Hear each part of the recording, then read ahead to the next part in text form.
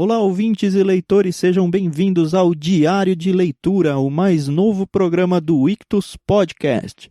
Todos os áudios apresentados aqui no Diário de Leitura foram originalmente postados no nosso canal de leitura coletiva lá no Telegram. Por lá, a gente segue um cronograma de leitura para que todo mundo do canal leia com a gente e converse diariamente sobre os trechos lidos. Agora, se você não conhecia o canal, perdeu a leitura de algum livro que queria ter lido com a gente, ou até começou, mas acabou se atrasando, é justamente para isso que a gente organizou esse podcast. Sempre que a gente terminar a leitura de um livro lá no Telegram, a gente vai postar todos os nossos comentários que rolaram por lá aqui no programa Diário de Leitura. Os episódios vão ao ar de segunda a sexta, seguindo o cronograma de leitura que a gente também vai colocar aqui no post do episódio. Então você pode pegar esse cronograma lá em ictus.com.br. Agora, se você quiser acompanhar a leitura que a gente está fazendo agora, inscreva-se lá no canal de leitura coletiva do Clube Ictus no Telegram. Você pode fazer isso através do link t.me/Clube Ictus. Ou só procurar por Clube Ictus lá no Telegram e aí vai aparecer o nosso canal. A sua participação é gratuita, pode ficar tranquilo.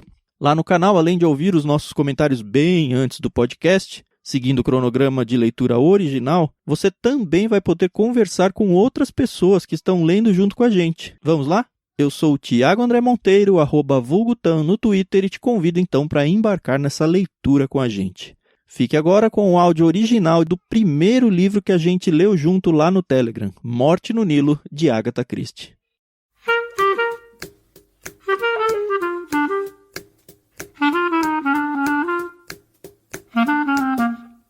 Oi, Carol, tudo bem? Tudo bem, Thiago, e você? Tudo bem. Nossa, o livro tá tão legal, né? Pois é, difícil é a gente só ler o que tem que ler pra gravação.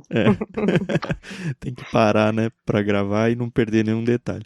Bom, hoje o nosso cronograma de leitura vai do capítulo 2 ao capítulo 5, né? Então a gente vai comentar um pouquinho, conversar um pouco sobre esses capítulos aí, esse trecho. Uhum. Na primeira parte que você ouviu ontem, a gente apresentou a penca de personagens. Nesse aqui praticamente não vai aparecer mais nenhum, pelo menos eu não me lembro de nenhum específico, mas começa a trama de verdade a se desenvolver, né? Exato, e a gente também vai ter a exploração de alguns outros personagens que foram apresentados, a gente não sabia ao certo quem eram, o que faziam, e nesses capítulos dá uma explicada. Uhum. A primeira coisa que eu quero falar é que eu já pesquisei o nome do detetive, é Hercule Poirot mesmo. Acho que a gente pode padronizar seguindo aí. Se você que está ouvindo isso aí acha que é diferente, vai lá no grupo e defenda a sua tese. Bom, beleza. O capítulo 2 começa então já com o Hercule conversando com um personagem que tinha falado quase nada no começo, né? Que é a Rosalie Otterborn, né? Isso, exatamente. Então a gente descobriu que ela já estava em Jerusalém com a mãe e que elas queriam ir para o Egito. E ele tem um diálogo com ela, mas ela não parece ser muito simpática ou tá gostando de estar ali naquele momento. Uhum. Aqui aparece a primeira descrição, pelo menos para mim, que não tinha lido nenhum livro dele, né? Da Agatha Christie, do Poirot, né? É um homem pequeno. Isso. Aqui ele tá vestido de branco, acompanhado de uma moça alta e magra. Então a gente fica sabendo que a Rosalie é alta e magra. Uma coisa que, então, se quem não conhece da descrição do detetive, nos outros livros, uma das características mais importantes é que ele tem uma cabeça em formato de ovo e um bigode exuberante. Ele tem muito orgulho do bigode dele. Então isso é legal ficar sabendo porque é a marca registrada dele. É, cabeça de ovo, igual o Chico Gabriel. Pra quem não pegou a referência, azar. Tem que ouvir os nossos podcasts. Não, e a foto dele no perfil era ele com a cabeça de ovo quebrada, né? Achei o máximo aquela imagem dele. Bom, enfim, vamos fechar os pop-ups aí, que não tem nada a ver com a história. Bom, eles começam a falar, voltam a aparecer na história o Tim e a mãe dele, né? A senhora Allerton. Isso. E aí a gente descobre que ela meio que conhece a Rosalie, né? Não. A mãe, a senhora Allerton, conhece o detetive. Uhum. Tanto que ela fala, olha lá, olha quem tá aqui, filho, o detetive Hercule. Aí o filho fala, aquele homem ali? Aí ela, é ele mesmo. E aí ela vê que o detetive tá conversando com a Rosalie. Mas até esse momento, pelo que eu vi aqui, elas não se conhecem. Ah, tá. Apesar da senhora Allerton achar ela muito bonita. Ela, a Rosalie. Isso, exatamente. Tá. Eu acho que ela fala isso mais pra atiçar o filho. Porque aí o filho fala, nossa, bonita é apelido. Mas É verdade, tá lembrei com uma disso. cara tão amarrada.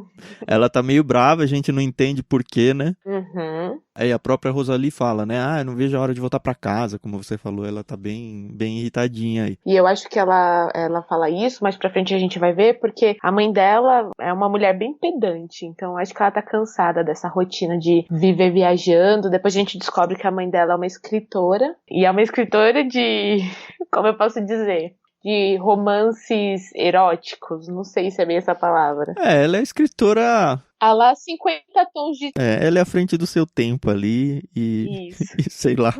Pelo menos deu mais ou menos isso a entender. É interessante que o Tim parece que gosta bastante da Rosalie, mas a Rosalie não tem nenhum, parece, né? Que não tem nenhum apreço por ele, né? Ele até fala, aquele que vive grudado na saia da mãe, por incrível que pareça, eu prefiro ela. O filho tem um ar tão pedante. Pois é. E aí é legal que a gente descobre que eles já estão juntos, esse grupo, com o detetive, com a Rosalie e o Tim, alguns dias, porque eles se encontram nos pontos turísticos no Egito. Isso, e eles estão hospedados num hotel à beira do Nilo, né? Eu acho que meio se preparando para embarcar, apesar de que até agora não falou que eles vão embarcar. Pelo menos eu não pesquei essa informação. Não sei se o assassinato vai acontecer no hotel, se vai acontecer no barco, vamos ver. Pois é, e tanto que a Rosalie, ela tá passeando com o Hércules, e aí eles, enquanto passeiam ali pelo Egito, tal, aquele lugar que eles estão, eles veem um barco vindo pelo Rio Nilo, e aí é onde eles vão perceber quem está nesse barco, que a gente vê que é a Linné e o Simon. E o Simon estão saindo. Aí acontece aquele furdúncio de todo mundo. Ah, a Linné, porque ela tá nas colunas sociais e tudo mais. E a própria Rosalie, ela fica toda ouriçada. O Tim também, né? Num certo sentido. Sim. Eles ainda falam, nossa, ela é linda. E aí a Rosalie fala, nossa, tem gente que tem tudo, né? E ela fala isso com um tom bem amargurado. E do lado do Poirot, né? E ele só observa. É legal o personagem dele, porque ele fica o tempo todo com a antena ligada, né? É interessante isso. Ele pega várias nuances das coisas, parece que ele tá de férias, mas não tá, né? Exato. Tem até uma parte do capítulo que a gente vai falar mais pra frente, em que ele é solicitado e ele fala, eu tô só aproveitando as minhas férias, eu não quero trabalhar. Mas eu acho que esse é o tipo de personagem que o trabalho nunca sai dele. Por exemplo, quando a Linné tá descendo do barco e ele tá conversando acho que é com a Rosalie também.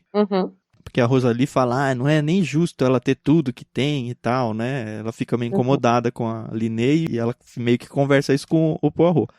E aí, mais adiante, o Poirot, tipo, eles já saíram daquela cena de saída do barco da Linné. E o Poirot tá conversando com a Rosalie na caminhada pro hotel. E aí ele dá umas cutucadas nela, né? Fala, então, você não acha justo, mademoiselle? Ela enrubesceu furiosa. Não sei do que você tá falando. Tô repetindo que a senhora murmurou entre dentes agora há pouco. Pois é. Ela sacudiu os ombros. Acho que é um exagero uma pessoa só ter tudo. Dinheiro, beleza e amor? Perguntou o Poirot. Mas quem sabe se não casou com ela por causa do dinheiro? O senhor não viu como ela olhava pra ela? Vi tudo que podia ser visto, mademoiselle, e também vi algo mais. O quê? Vi nela, mademoiselle, olheiras profundas e punhos tão cerrados que os nós dos dedos chegavam a estar brancos. E aí você começa a falar, opa, tipo, é o cara do detetive mesmo, né? Ele busca os detalhes e já dizia o ditado que o demônio tá nos detalhes, né? Pois é. E assim, o que eu acho interessante é que as pessoas, elas se sentem tão à vontade com o Hércules que elas começam a se abrir com ele. Isso. Então, nesse primeiro momento, a gente não sabe o quanto a Rosalie conhecia ele, mas ela se abre totalmente no sentido de ser confidente. E aí, depois que ele indaga ela fala, eu odeio a Linné. Eu estou louca pra rasgar a roupa dela e dar uma bofetada naquele rosto confiante. Pois é. E assim, é o que tudo indica, elas nunca tiveram um convívio social. A gente vai descobrir mais pra frente se é ou não. Mas o que eu acho interessante é que ela fala isso na frente de um detetive. E ela sabe que ele é um detetive, né? Sim, sim. E aí ele fala, tá bom, bien, muito bem. E vamos voltar pro hotel, então. Mas eu acho que essas coisas vai ser tipo obviedades que vão descartar personagens lá na frente. Porque a Agatha Christie, ela... Não, no meu entender, eu nunca li nada dela, lembra, né? Uhum. No meu entender, ela vai construindo alguns núcleos onde o motivo é tão óbvio que seria até meio...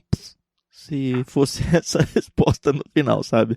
Então, pra Entendi. mim, por exemplo, a Jack vai aparecer aqui de novo, e aí a gente descobre que ela tá perseguindo o casal, porque ela tá com raiva que a Linnea roubou o noivo dela e tal. E isso, Uhum. pra mim, já meio que quase desclassificou ela como uma opção de assassina, porque seria tão óbvia a coisa, sabe? Que o livro Pois perderia é. sua graça.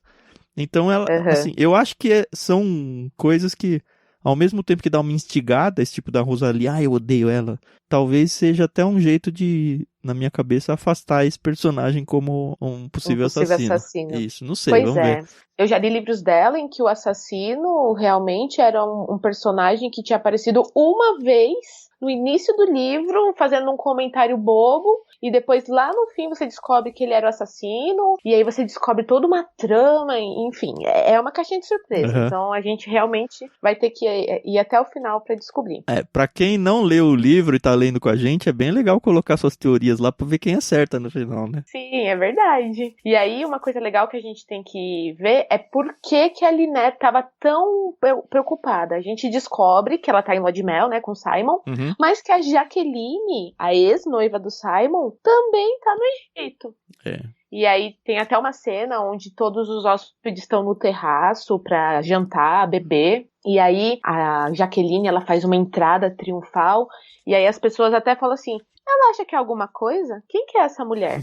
Só que, na verdade, ela não tá nem aí pros outros hóspedes. Ela quer afetar o casal recém-casado, né? Sim, e aí ela faz isso calculado, porque, tipo, ela fica meio que agredindo, entre aspas, ele com a presença dela, olhando, encarando toda hora, ela fica mudando de lugar na mesa pra ficar sempre de frente da Lynette. Exato. Só que sempre em situações públicas, de modo que não dá pra interditar ela, né? Isso é uma coisa também muito importante, porque apesar dela estar perseguindo o casal, ela não é uma ameaça, ou pelo menos não se mostra como uma ameaça, no sentido de que, tem que prender ela porque ela vai cometer um crime. Uhum. De forma alguma, isso acontece. Bom, no capítulo 3, o Tim meio que se apresenta pra Lynette, né? Ele... Uhum. Aparentemente ele tá gostando dela, acha ela bonita, ou sei lá, ele só tá meio que tietando ela porque ela é famosa, não sei. E aí a gente descobre a informação que faltava lá na primeira parte que a gente gravou, que é o Sr. Pennington ser o advogado americano dela, né? Isso, que é exatamente. aquele cara que sorteou entre ele e o sócio pra ver quem que ia viajar pra ir resolver alguma coisa que era importante ser resolvida, e a gente não sabe o que. Então a gente descobre que ele é o advogado, o Tim, ele fala, eu sou o primo da Joana, e a Lynette fala, ok, beleza. E a gente descobre também nessa parte que a mãe da Rosalie se chama Salomé. Isso. E é aquela escritora lá que eu já tinha dito anteriormente. Isso. Então... Que, aliás, ela oferece um livro pro Poirot no jantar, né? Isso, e assim, sobre a figueira. Uma coisa que eu fiquei meio assim é que a filha dela, tipo, tava tudo se armando pro Poirot ir até o quarto dela pra pegar o livro. Só que a filha fica meio, não, deixa que eu vou. O que pra mim me soou bem suspeito também. E aí ela vai, volta e, tipo, não quero que você venha no nosso quarto por algum motivo. Pode deixar que eu vou e resolvo. E aí ela volta meio aborrecida até.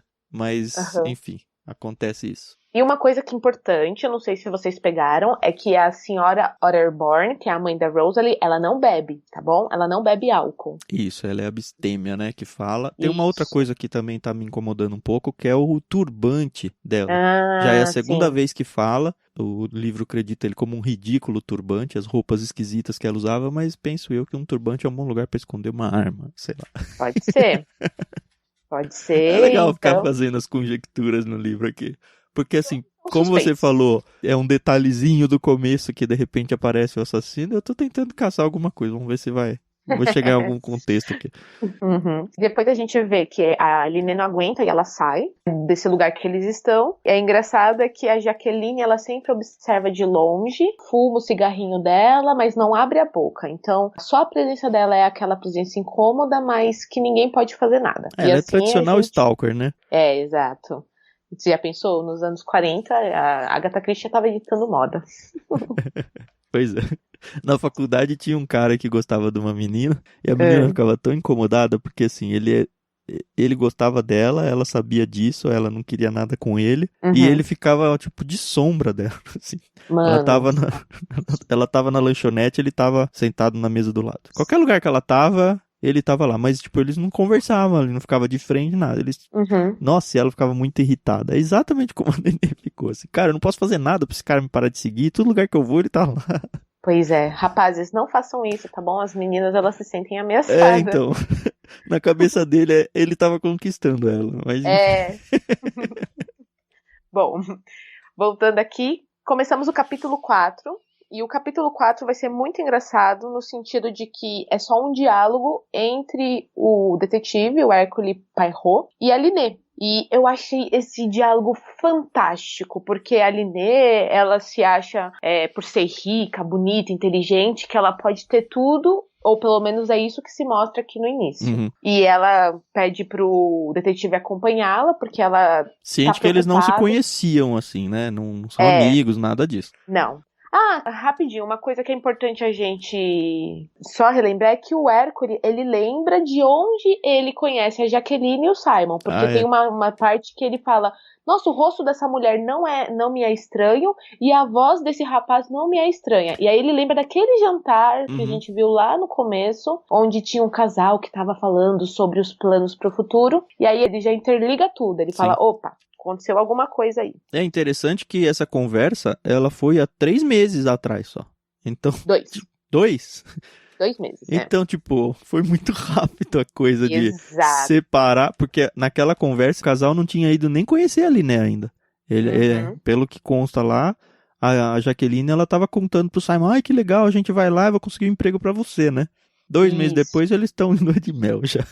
Pois é. Mas uma coisa que é importante a gente lembrar é que o Hercule, no jantar, ele mesmo pensou consigo: ela o ama demais. Ela. Pronto. Isso é importante. Sim. Aí nesse capítulo 4 a gente descobre que a Linné, ela tá apavorada, ela pede pra conversar com o detetive e ela fala: olha, o senhor tem que fazer alguma coisa, porque aonde eu vou, ela vai. A gente foi primeiro pra Itália, não foi? Veneza, não sei agora. Acho que era Veneza. Ela tava lá. Agora a gente veio pro Egito e ela tá aqui. Se eu me mudar pra Londres, eu tenho certeza que ela vai se mudar pra casa da frente. E aí eu acredito que ela tá falando isso pra ele falar: não, mademoiselle, fique tranquila, porque eu vou cuidar de você. Só que ele dá um tapa na cara dela. Aliás, antes de entrar nesse tapa, eu anotei mais uma teoria minha aqui, ó. Vamos ver. Sim, é legal, eu tô chutando no ar aqui, vamos ver. Aí eu pus aqui: será que o Simon não está em conluio com a Jaque pra ficar com a herança? E aí, enfim, eles ficarem juntos? Tipo, é tudo um cenário aí, todo um teatro pra aparecer, mas na verdade ele que vai matar, ou não sei, um dos dois vai dar um jeito de matar a Linné, porque aí ele casado pega toda a herança, e aí eles eram pobres os dois, né? De repente os dois ficam com tudo que a Linné tinha. Não sei. Pois é. Talvez por isso o advogado esteja junto, né? Porque a gente não sabe se eles casaram com comunhão de bens, como é que foi, né? O acordo nupcial, a gente não sabe.